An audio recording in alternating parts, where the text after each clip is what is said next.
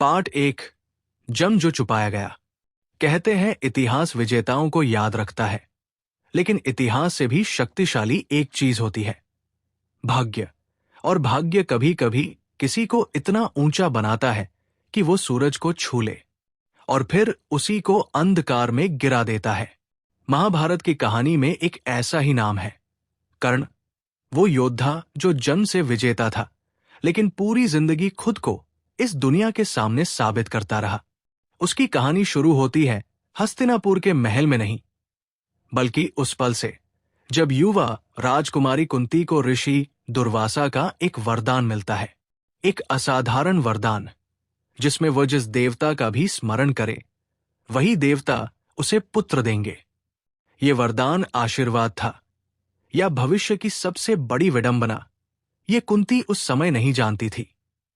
एक दिन अकेले उत्सुकता में बिना सोचे कुंती ने सूर्य देव को पुकार लिया और तभी पूरा कमरा प्रकाश से भर गया। हवा रुक गई, दीवारें चमक उठीं और उसी प्रकाश से एक नवजात बालक उत्पन्न हुआ, कवच और कुंडल के साथ जन्मा हुआ बच्चा। ये साधारण बच्चा नहीं था, ये दिव्य था। उसकी त्वचा में सूर्य का तेज था, आंखों में निडरता और शरीर में वो शक्ति जिसे कोई भेद नहीं सकता था। लेकिन उसी क्षण खुशी नहीं, डर पैदा हुआ। दुनिया क्या कहेगी? समाज क्या सोचेगा? एक अविवाहित राजकुमारी और उसका पुत्र। कुंती का दिल टूट चुका था, पर समाज उससे ज्यादा कठोर था। एक रात कांपते हाथों से, रोती हुई आंखों से वो अपने ही पुत्र को एक छोटी लकड़ी की टोकरी में रखती है। बेबस पर मजबूर वो उस टोकरी को नदी में बहा देती है। बच्चा बह रहा है, नदी शांत है, लेकिन उसके अंदर एक तूफान है, क्योंकि वो नदी सिर्फ पानी नहीं बहा रही, वो न्याय, पहचान और भविष्य बहा रही है। वो टोकरी अंत में पहुंचती है एक साधारण परिवार तक, एक सारथी अधिरथ और उसकी पत्नी राधा तक, जिन्होंने उस बच्चे को देखा और बिना उसके जन्म, बिना उसके रक्त, सिर्फ उसके मासूम चेहरे को देखकर उसे अपनाया। उस दिन से वो बालक नहीं, उनका पुत्र था। और उसी क्षण दुनिया को एक नया नाम मिला, राधे, कर्ण। लेकिन वो नहीं जानता था कि उसका जन्म राजाओं में हुआ है, पर उसकी पहचान समाज की नजरों में सिर्फ एक सूत पुत्र है। पर जो इंसान स्वयं सूर्य का पुत्र हो, उसे जन्म से पहचान नहीं मिलती, उसे अपनी पहचान बनानी पड़ती है। और यही शुरुआत थी उस यात्रा की, जिसमें एक योद्धा अपने नाम, सम्मान और सत्य के लिए पूरी दुनिया से लड़ने वाला था।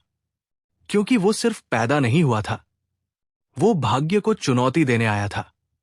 पार्ट 2। अपमान ही जिसने आग जलाई।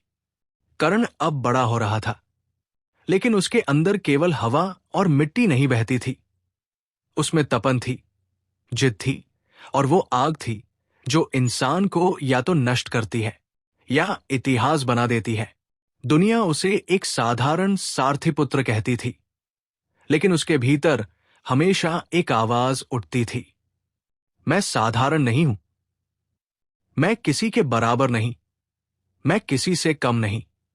बचपन में जब बाकी बच्चे खेलते थे, मिट्टी में दौड़ते थे, खिलौनों से समय काटते थे, कर्ण अकेला खड़ा हो जाता था खुले मैदान में और एक पुराना घिसा हुआ धनुष उठाकर उन लक्ष्यों पर निशाना साधता रहता जो किसी और को नजर भी नहीं आते थे।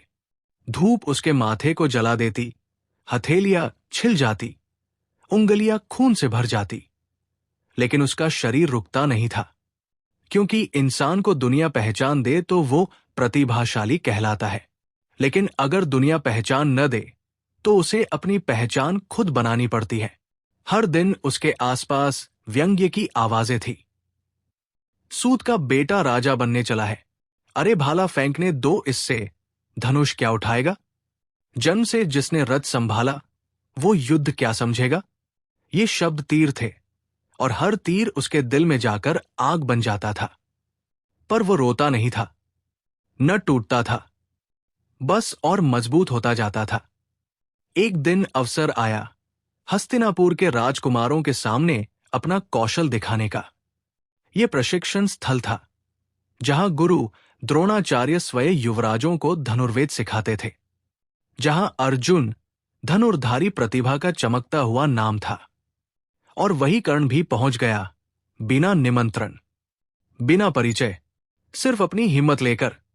वो आगे बढ़ा और फोल्डेड हैंड्स में द्रोणाचार्य के सामने खड़ा हुआ। उसकी आवाज विनम्र थी, लेकिन आत्मा अटल। गुरुदेव, मुझे भी धनुर्विद्या सिखाइए। गुरु ने उसकी आंखों में देखा और फिर उसके वस्त्रों में, फिर उसके पांवों में मिट्टी देखी और अंत में उसके जन को। और जवाब मिला, शिक्षा राजवंश के लिए है, सूतों के लिए नहीं। ये शब्द नियम नहीं थे, ये हथौड़ा थे जिसने उसके सपनों पर प्रहार किया था। लेकिन कर्ण ने केवल सिर झुकाया और एक ही शब्द कहा, ठीक है। उस दिन वो टूटा नहीं, वो बदल गया। क्योंकि कभी कभी दुनिया जो छीन लेती है वही इंसान की ताकत बन जाती है। उसने सोचा, अगर दुनिया मुझे ज्ञान नहीं देगी तो मैं ज्ञान जीतूंगा। और वही सोच उसे लेकर गई उस व्यक्ति के पास जो स्वयं देवताओं को भी अस्त्र सिखा चुका था, भगवान परशुराम। वहां पहुंचकर कर्ण ने कुछ नहीं कहा, सिर्फ झुक गया। और परशुराम ने पूछा, तुम कौन हो? उस पल कर्ण के सामने सत्य और सपने दोनों खड़े थे। उसने सत्य से मुंह मोड़ा और सपने को चुना। वो बोला, मैं ब्राह्मण हूं। शब्द झूठ थे, लेकिन उद्देश्य पवित्र था। और उसी क्षण उसे वो गुरु मिल गया जिसकी उसे तलाश थी। परशुराम ने उसे स्वीकार किया और शुरू हुआ वो प्रशिक्षण जिसने उसकी आत्मा को योद्धा नहीं, अस्त्र में बदल दिया। वो अभ्यास नहीं करता था, वो तप करता था। वो तीर नहीं छोड़ता था, वो संकल्प छोड़ता था। और समय ने देखा कि अर्जुन जहां टैलेंट था, कर्ण वहां तपस्या था। और यही वो मोड़ था जहां कर्ण सिर्फ एक लड़का नहीं, भविष्य के युद्ध का सबसे खतरनाक योद्धा बन रहा था। लेकिन भाग्य चुपचाप देख रहा था और मुस्कुरा रहा था, क्योंकि उसकी परीक्षा अभी शुरू हुई थी। पार्ट 3, वो श्राप जो उसके भाग्य से पहले लिख दिया गया था। गुरु परशुराम के पास साधारण शिष्य नहीं थे। वहां केवल वही लोग टिक पाते थे जिनके अंदर शरीर नहीं, तप, त्याग और अग्नि हो। और उनमें सबसे अलग था कर्ण। उसकी साधना में आवाज नहीं थी, उसमें सिर्फ संघर्ष की गूंज थी। वो दिन का इंतजार नहीं करता था, वो अंधेरे में भी अभ्यास करता था, क्योंकि उसके लिए युद्ध कोई कला नहीं, जीवन की पुकार था। समय बीतता गया और कर्ण वो सीख चुका था जिसे देवताओं ने भी कठिन माना था, दिव्य अस्त्रों का ज्ञान। उसकी अंगुलियों पर अग्नि नियंत्रण में थी, उसके विचारों में ध्यान, और उसकी बाहों में वह शक्ति थी जो पर्वत को भी कंपा दे। परशुराम उससे प्रसन्न थे, क्योंकि उन्हें लगा वो साधारण ब्राह्मण है। पर कर्ण सिर्फ प्रतिभाशाली नहीं था, वो असाधारण था। लेकिन नियति जैसे उसे देखकर हंस रही थी, क्योंकि उसका हर अर्जित कौशल किसी ऐसी मंजिल की ओर बढ़ रहा था जहां अंत में उसे सिर्फ खोना था। एक दोपहर, थकावट से भरा दिन, पेड़ों की छाया, हवा शांत, और परशुराम विश्राम करना चाहते थे।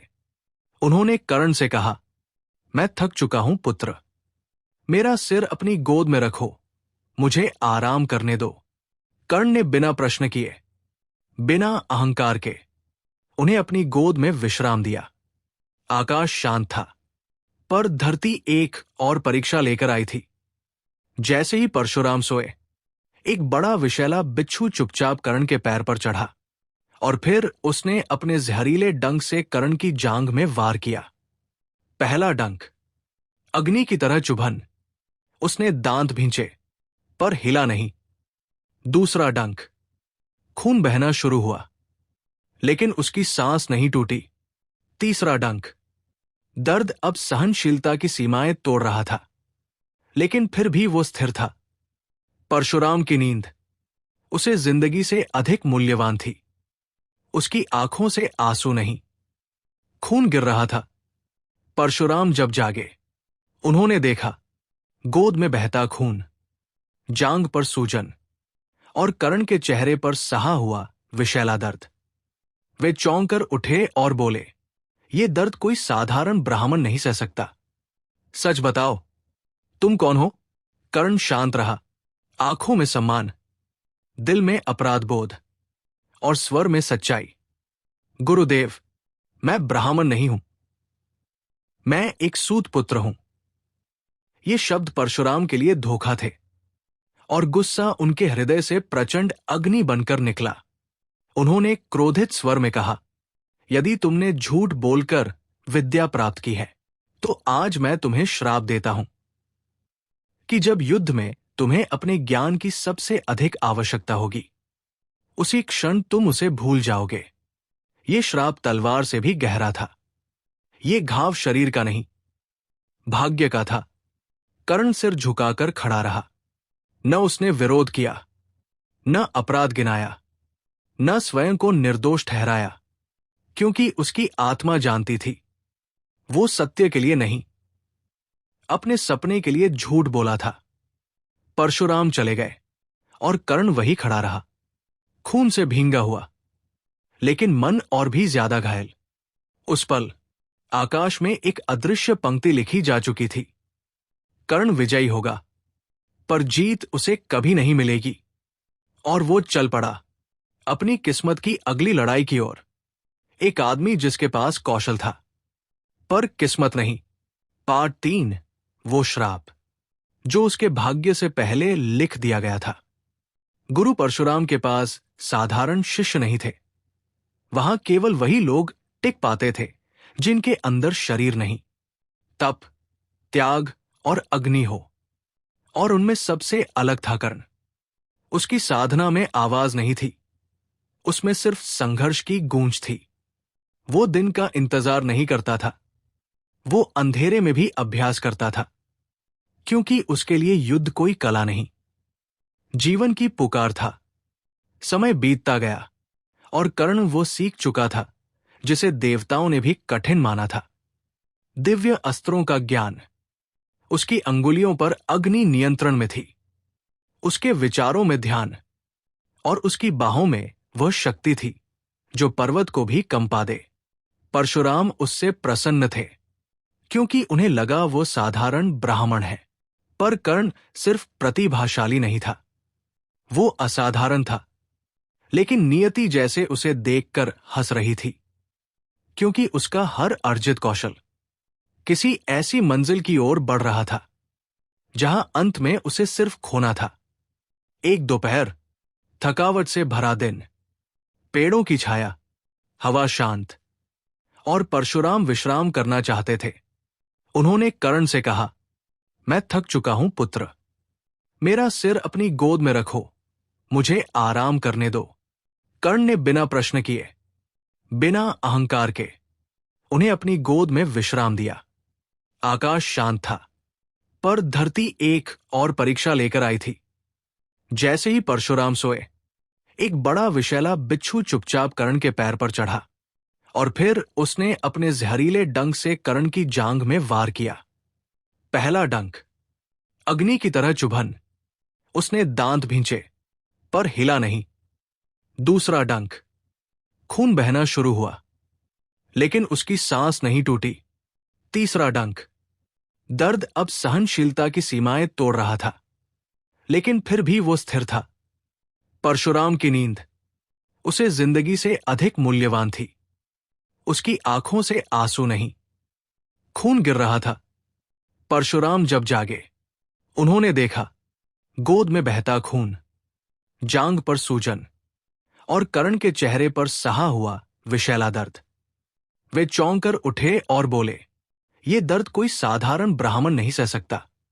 सच बताओ, तुम कौन हो? कर्ण शांत रहा, आंखों में सम्मान, दिल में अपराध बोध और स्वर में सच्चाई। गुरुदेव, मैं ब्राह्मण नहीं हूं, मैं एक सूत पुत्र हूं। ये शब्द परशुराम के लिए धोखा थे, और गुस्सा उनके हृदय से प्रचंड अग्नि बनकर निकला। उन्होंने क्रोधित स्वर में कहा, यदि तुमने झूठ बोलकर विद्या प्राप्त की है, तो आज मैं तुम्हें श्राप देता हूं कि जब युद्ध में तुम्हें अपने ज्ञान की सबसे अधिक आवश्यकता होगी, उसी क्षण तुम उसे भूल जाओगे। ये श्राप तलवार से भी गहरा था। ये घाव शरीर का नहीं, भाग्य का था। कर्ण सिर झुकाकर खड़ा रहा। न उसने विरोध किया, न अपराध गिनाया, न स्वयं को निर्दोष ठहराया, क्योंकि उसकी आत्मा जानती थी वो सत्य के लिए नहीं, अपने सपने के लिए झूठ बोला था। परशुराम चले गए और कर्ण वही खड़ा रहा, खून से भींगा हुआ, लेकिन मन और भी ज्यादा घायल।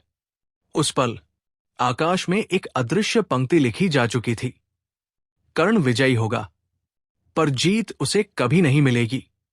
और वो चल पड़ा अपनी किस्मत की अगली लड़ाई की ओर।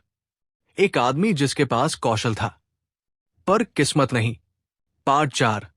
जहां दुनिया ने ठुकराया, वहां एक ने अपनाया। कर्ण अब अकेला था। उसके हाथों में शक्ति थी, मन में तप था, सपनों में आकाश था, पर उसके नाम के साथ जुड़ा था सिर्फ एक शब्द, सूतपुत्र। यही वो शब्द था जो उसे हर जगह दीवार की तरह रोक देता। हर कौशल, हर तपस्या, हर अग्नि समाज की आंखों में उसकी पहचान के आगे छोटी पड़ जाती थी। लेकिन एक योद्धा वो नहीं होता जिसे दुनिया पहचान दे। योद्धा वो होता है जो अपनी पहचान खुद बनाता है, और कर्ण वही कर रहा था। चुपचाप, लगातार, जलते हुए। कुछ समय बाद हस्तिनापुर में एक विशाल युद्ध प्रदर्शन आयोजित किया गया, जहां सभी राजकुमार अपनी शक्तियां दिखाने वाले थे। सबकी नजरें अर्जुन पर थी, क्योंकि वो गुरु द्रोण का प्रिय था और दुनिया उसे भविष्य का महान धनुर्धर मान चुकी थी। भीड़ तालियों से गूंज रही थी और अपने हर तीर से निशान भेद रहा था। राज्य गर्व से भर उठा था। और फिर भीड़ को चीरता हुआ एक स्वर आया, मैं भी ये कर सकता हूं। हॉल में सन्नाटा छा गया। लोग मुड़े और उन्होंने देखा कर्ण को। न राजसी वस्त्र, न मुकुट, न परिवार, न परिचय, सिर्फ आत्मविश्वास और तेज। द्रोणाचार्य की भौहें सिकुड़ी। भीम हंस पड़ा और बोला, अरे देखो, सूत का बेटा भी राजाओं के बीच खड़ा होना चाहता है। भीड़ हंसी, लेकिन कर्ण की आंखें नहीं झुकी। उसके कदम नहीं रुके। वो आगे बढ़ा और उसने धनुष उठाया। वो कड़ी का अभ्यास नहीं था, वो उसकी आत्मा थी। उसने वही कार्य दोहराए जो अर्जुन ने किए थे, लेकिन उससे अधिक सटीक, अधिक भयानक, अधिक दिव्य। भीड़ शांत थी, और फिर अचानक तालियों से गूंज उठी। पर गर्व के उस क्षण में फिर वही सवाल आया, तुम कौन हो? तुम्हारा कुल क्या है? तुम्हारा अधिकार क्या है? कर्ण ने सिर उठाकर कहा, अधिकार कर्म देता है, जन नहीं। लेकिन ये सत्य उस समाज के लिए बहुत भारी था। तभी सभा के सबसे ऊंचे मंच पर बैठे व्यक्ति ने उठकर कहा, यदि इस योद्धा की पहचान नहीं है, तो आज मैं इसे पहचान देता हूं। वो था दुर्योधन। ताजदार, अभिमानी, पर शब्द का पक्का। उसकी आवाज में शक्ति थी। आज से ये सिर्फ कर्ण नहीं, बल्कि अंगदेश का राजा है। अब कोई इसे सूतपुत्र कहकर अपमान नहीं कर सकता, क्योंकि आज से ये राजाओं में गिना जाएगा। भीड़ दंग थी। इतिहास पलट रहा था। कर्ण की आंखों में पहली बार सम्मान की चमक थी, जिसे वो चाहता नहीं था, बल्कि वो योग्य था। वो झुका और कहा, दुर्योधन, आज से मेरी जान, मेरी तलवार, मेरा सम्मान सब तुम्हारे ऋण में है। और उसी समय दो व्यक्तियों का बंधन बना, जो खून का नहीं था, पर वचन, सम्मान और कृतज्ञता का था। उस दिन कर्ण को ताज मिला, पर उससे भी अधिक एक रिश्ता मिला, क्योंकि कभी कभी दुनिया नहीं, एक इंसान काफी होता है। किसी को नींद से उठाकर इतिहास की छत पर खड़ा करने के लिए। और वह एक इंसान, दुर्योधन था। लेकिन कर्ण नहीं जानता था कि यह मित्रता उसके जीवन की सबसे बड़ी ताकत भी बनेगी और सबसे बड़ी त्रासदी भी। पार्ट 5, वो अपमान जो जीवन भर आग बनकर जलता रहा। कर्ण अब राजा था। नाम मिला था, सम्मान मिला था, और दुनिया जिसे कभी सिर्फ सूतपुत्र कहकर हंसती थी, अब उसी की वीरता पर चर्चा करती थी। लेकिन सम्मान जितना ऊंचा होता है, दुनिया उतनी ही परखती है, और कर्ण की परीक्षा अभी खत्म नहीं हुई थी। असल में उसकी सबसे बड़ी तकलीफ अभी उसके रास्ते पर रखी जाने वाली थी।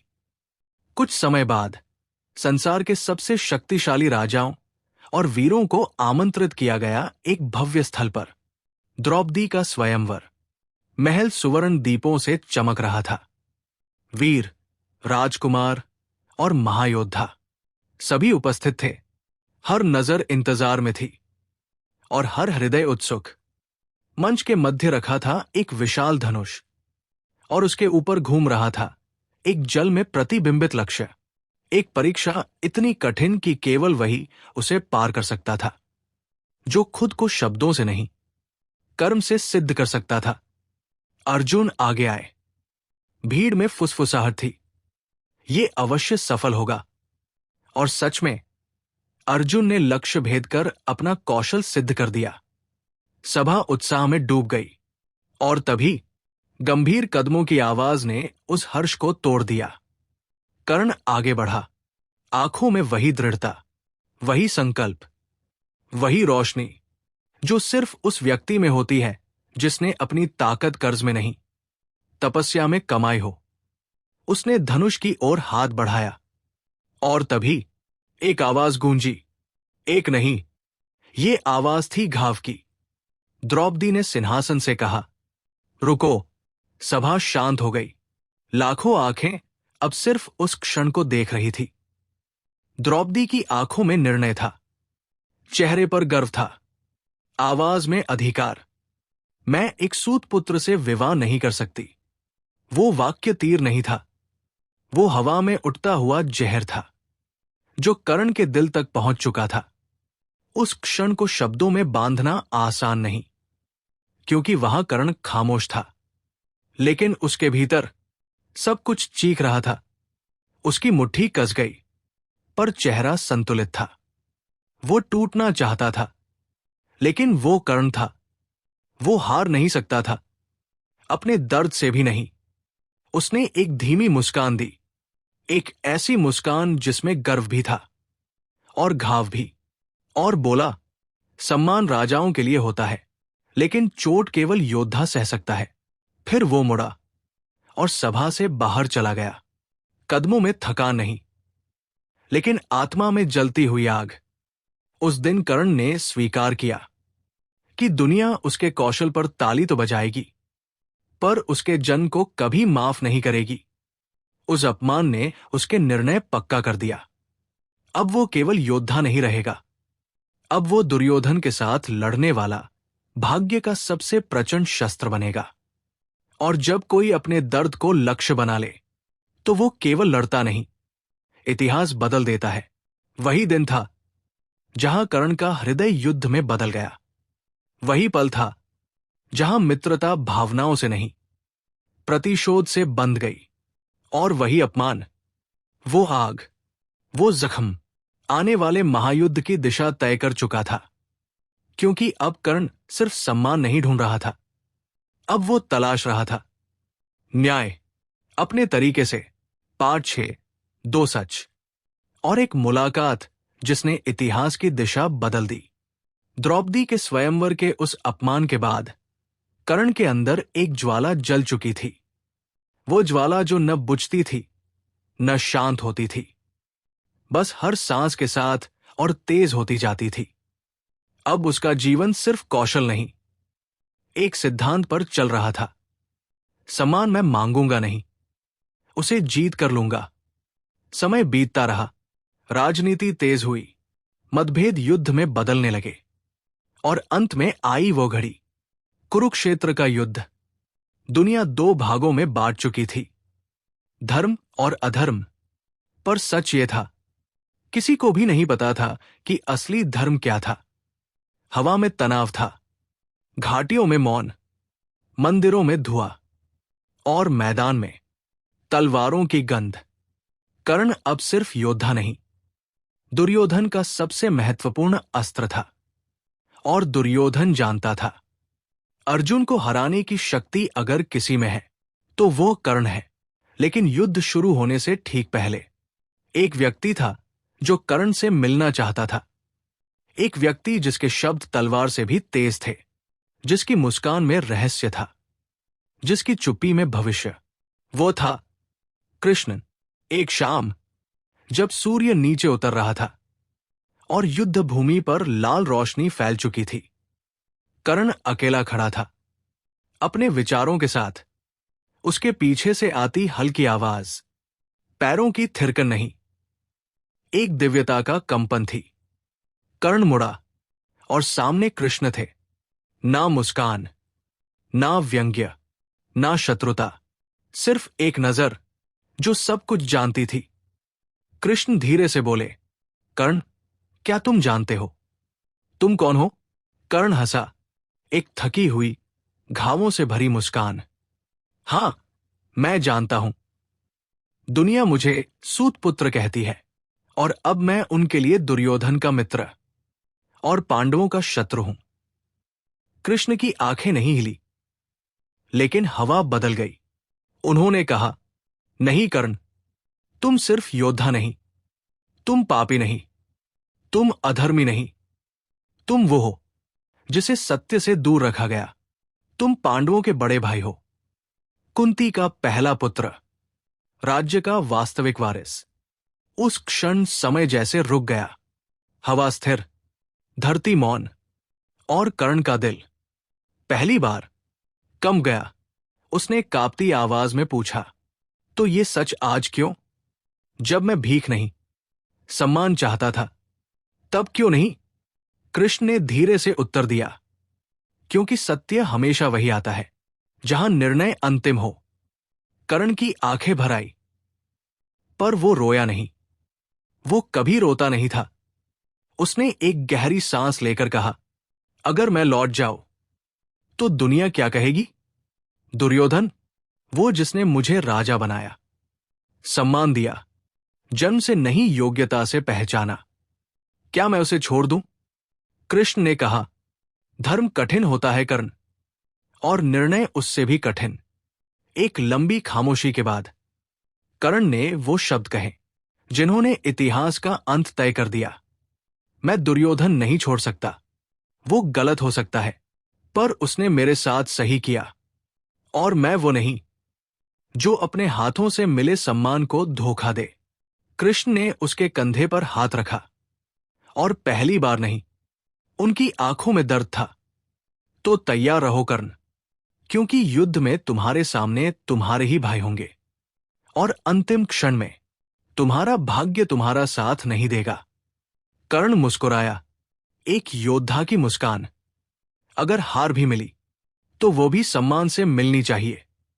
कृष्ण ने कदम पीछे किए, मुड़े, और जाते जाते बस इतना कहा, इतिहास तुम्हें नहीं भूलेगा कर्ण, क्योंकि तुमने जो खोया वो किसी राजा की हार से बड़ा था। और उस शाम सूर्य अस्त नहीं हुआ, बल्कि कर्ण की तरह चुपचाप जलता रहा।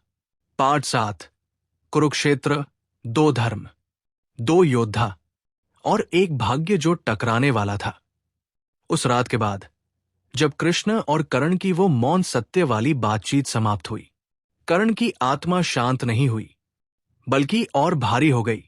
सत्य ने उसके घावों को भरा नहीं, बल्कि और गहरा कर दिया। सुबह होने वाली थी, लेकिन ऐसा लगता था जैसे रात ठहर गई हो।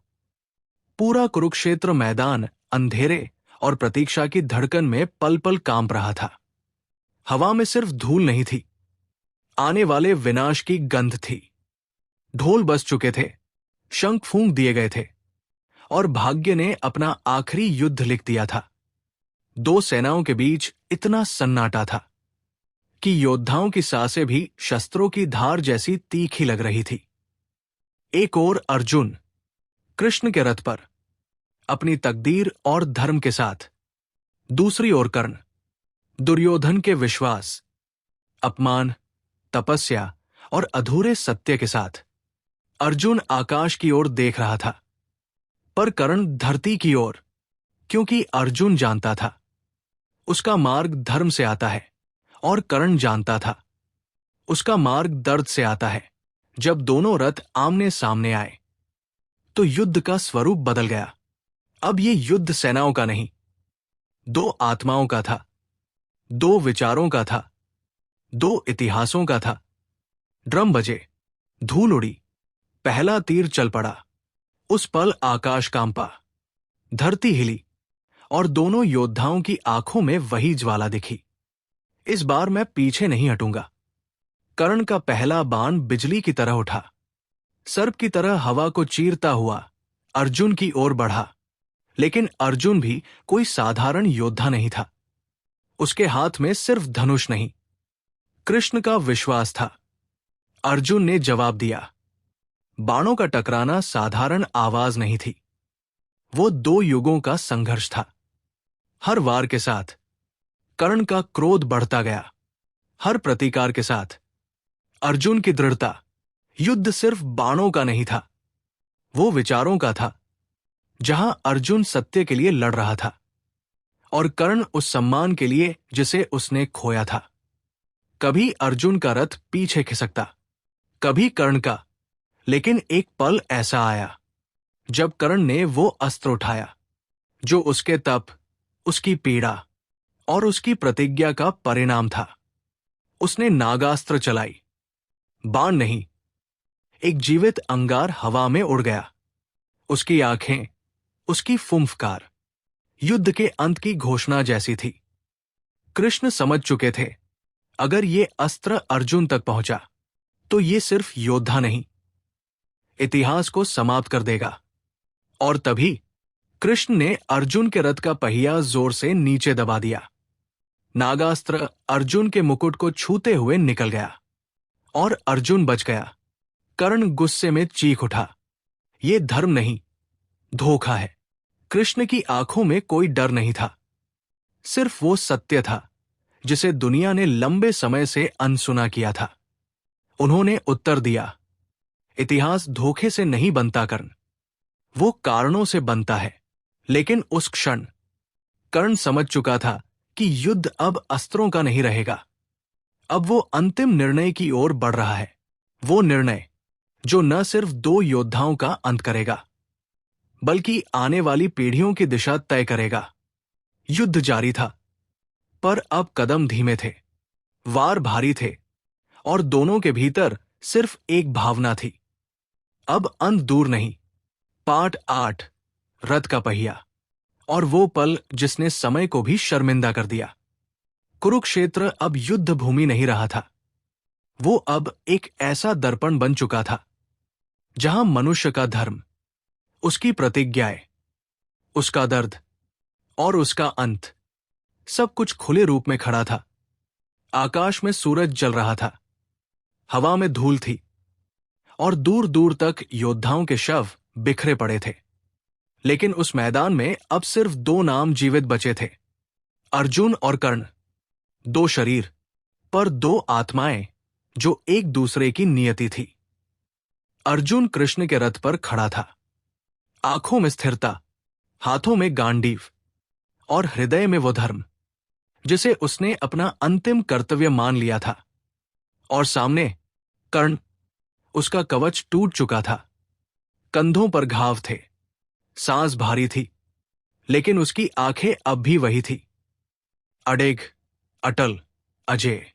युद्ध ने शरीर थका दिया था, पर उसके भीतर वो आग अब भी जल रही थी जो उसे दुनिया से लड़ाने लाई थी। वो आखिरी अस्त्र चलाने ही वाला था। तभी उसका रथ अचानक हिला और उसका पहिया कीचड़ में धंस गया। समय जैसे थम गया, पक्षी उड़ना भूल गए, हवा रुक गई और दोनों सेनाएं उस क्षण की प्रतीक्षा में जम गई। कर्ण ने रथ से उतरकर पहिए को बाहर निकालने की कोशिश की। उसके हाथ मिट्टी से भरने लगे, नाखून घायल हो गए, माथे पर खून और पसीना बहने लगा। वो गरज कर बोला, अर्जुन, धर्म यही कहता है कि जब योद्धा निशस्त्र हो और रथ संकट में हो तो युद्ध रोक दिया जाए। तो रुक जाओ अर्जुन। अर्जुन के हाथ थम गए, उसकी आत्मा डगमगाई, क्योंकि वह जानता था ये सत्य था। लेकिन तभी कृष्ण की आवाज उस मौन को छेदते हुए गूंजी। वो आवाज युद्ध नहीं, भाग्य बोल रहा था।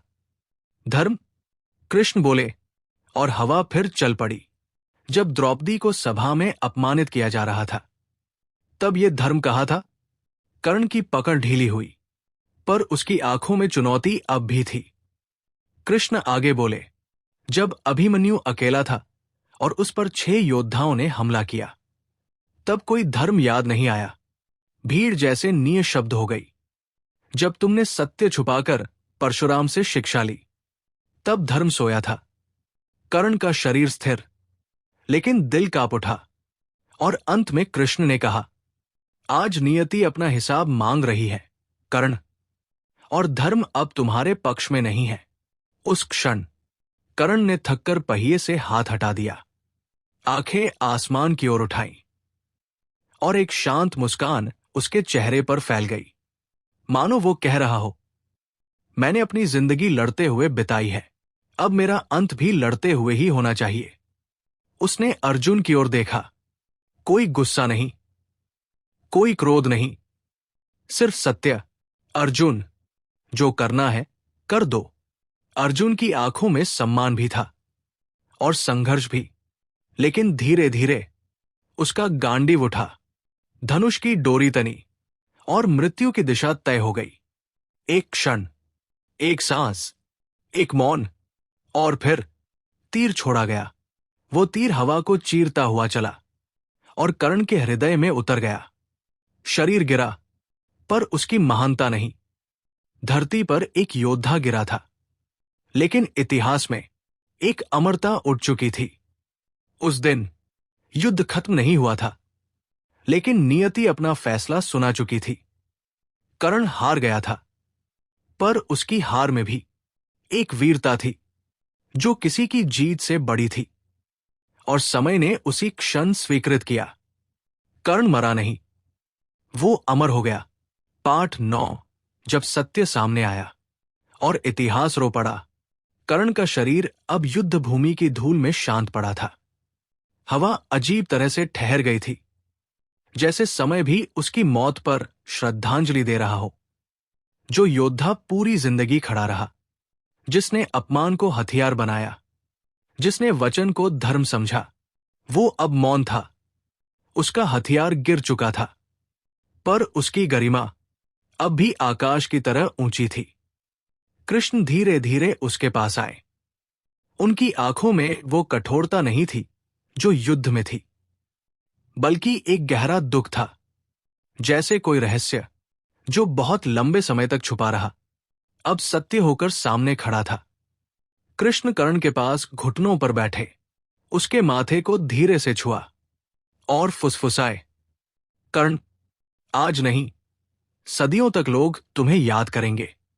उन्होंने उसकी आंखों को बंद किया, सम्मान के साथ, मानो वे किसी शत्रु का नहीं, किसी प्रिय आत्मा का विदा संस्कार कर रहे हों।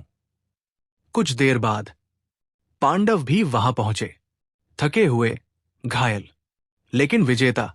अर्जुन ने कर्ण को देखा और उसके पूरे अस्तित्व में एक भारी चुभन हुई। वो समझ नहीं पा रहा था कि इस योद्धा के लिए उसके दिल में इतना सम्मान और दर्द क्यों है।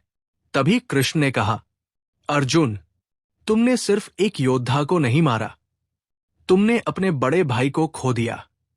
ये सुनते ही अर्जुन की सांस रुक गई। भाइयों की ओर देखा, वे भी स्तब्ध थे। कर्ण, हमारा भाई? युधिष्ठिर की आवाज कांप गई। कृष्ण ने सत्य को आगे रखा, हां, वो तुम सबसे बड़ा था, कुंती का पहला पुत्र, जिसे दुनिया सूत पुत्र कहती रही। वो राजा का पुत्र था, और वो सत्य जो वर्षों तक छिपा रहा, अब भारी पत्थर की तरह सबके दिलों पर गिर चुका था। भीम ने जमीन की ओर देखा, बोल नहीं पाया। नकुल और सहदेव के आंसू बह रहे थे, जिन्होंने कभी उसे अपमानित किया था, बिना जाने कि वह उनका अपना रक्त था। पर सबसे भारी कदमों के साथ कुंती वहां पहुंची। उसकी आंखें कर्ण पर टिक गई, लेकिन इस बार आंसू मातृत्व के थे, न कि भय के।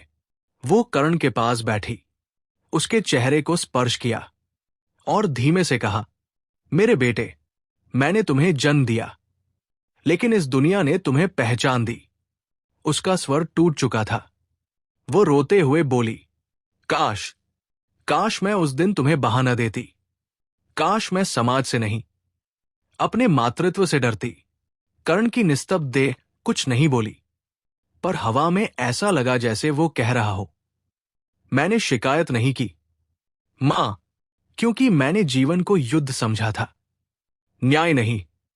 युद्ध खत्म हो चुका था, पर असली हार अब पांडवों की आत्मा में थी। कृष्ण ने कह दिया, ये युद्ध सही या गलत का नहीं था, ये भाग्य का निर्णय था। वो धीरे से खड़े हुए और धीरे बोलते हुए अंतिम सत्य दिया। इतिहास में बहुत योद्धा हुए, बहुत राजा, बहुत विजेता, पर कर्ण जैसा कोई नहीं, क्योंकि वो उस पथ पर चला जहां सम्मान के लिए सब कुछ खोना पड़ता है। उस दिन कुरुक्षेत्र के मैदान में एक योद्धा नहीं मरा। उस दिन निष्ठा, वचन और आत्मसम्मान की एक अमर कहानी जन्मी। वो सिर्फ युद्ध का पात्र नहीं था, वो एक भावना था, और भावनाएं कभी मरती नहीं। उसका नाम था कर्ण, सूर्य का पुत्र, पर इतिहास का सबसे बड़ा त्यागी योद्धा।